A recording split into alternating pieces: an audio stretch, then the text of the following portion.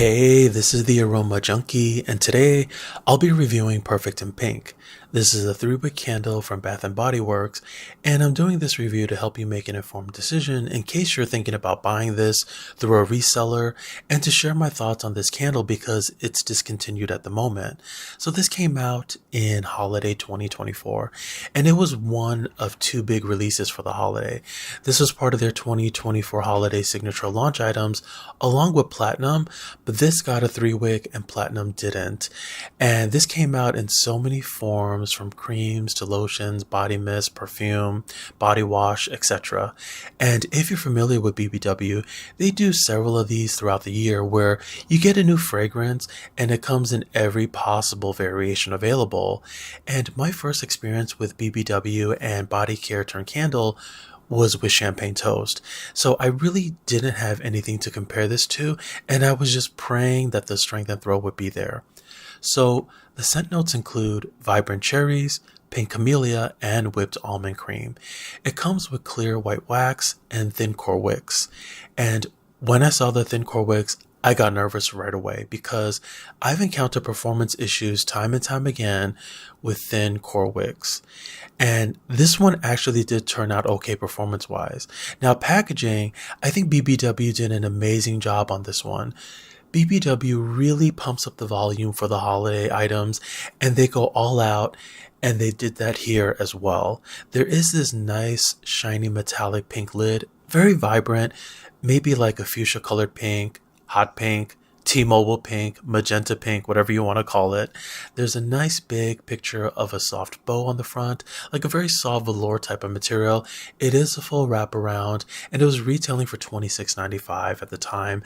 And because the color is so loud and bold, it just really stands out. It's very distinctive, and when you walk in the store, this is the one that stands out the most because every other candle is the standard silver lid and white clear glass. So I feel customers will just naturally gravitate towards it for the simple fact that the color pops. Sadly, the scent itself did not live up to the amazing packaging, which is unfortunate. So let me say that this is not a bad candle by any means.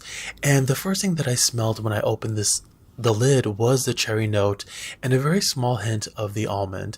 And I was really excited about this because I never purchased a cherry scented candle from BBW before.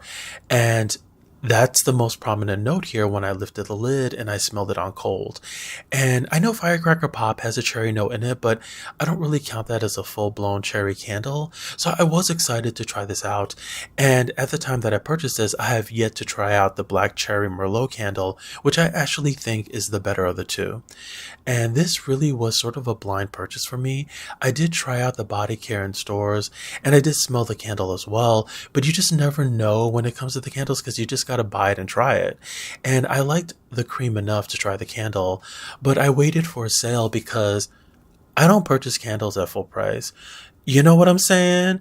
Okay. So it is very similar to the body care, but obviously all the forms are different. They're all very similar and within the same family, but not everything is a complete match to a T. And I feel that their body mist always tends to be the best form because I feel they can get it precisely how they want it because it's in a simple liquid form. So this one is a bit disappointing. And I really thought the throw would be a bit stronger. I could always detect it, but it never got to that level where I feel it was a powerhouse. And I just naturally assumed that it would be a strong performer because it's perfume scented. And this was before I realized that BBW really struggles with body care turned candle because, like I said, my only experience prior was with Champagne Toast, and that was a complete letdown. Now, regarding the fragrance note for Pink Camellia, I'm not getting that, and I'm okay with that because I'm not a floral fan. I try and steer clear of florals, but the cherry and almond note are pretty prominent that I think the Pink Camellia gets completely drowned out because I just don't get floral of any kind here. The cherry is very similar to the fruit. It's a dark, juicy cherry, dark red, blood red, not a cherry slushy or a cherry soda scent at all. Just a very rich, juicy cherry fruit that you're about to eat, and with a small hint of whipped vanilla cream with a toasted almond note in the distance. But I wanted the cherry note to be stronger because that's the primary reason that I purchased this, and it's unfortunate they don't carry a full-blown cherry candle in their lineup. And for some reason, they keep adding nuts to their cherry scents. But I will say that this candle was very pretty when it was burning because only the bow covers the flames, but everything else is see-through. Now, performance-wise, it took almost 2 hours to get an even wax pool during the first burn, and I think it's because of the thin wicks. It took over 2 hours as well during the second burn, and both times it was very tiny, thin, even wax pool. It was not like a thick wax pool. And I honestly didn't think this candle would even make it because it really was struggling, in my opinion, during the first 2 burns. And so to help with the performance, I didn't trim the wicks very short the way it's recommended. I just trimmed the mushroom tips, and I feel this helped because the subsequent burns had bigger flames.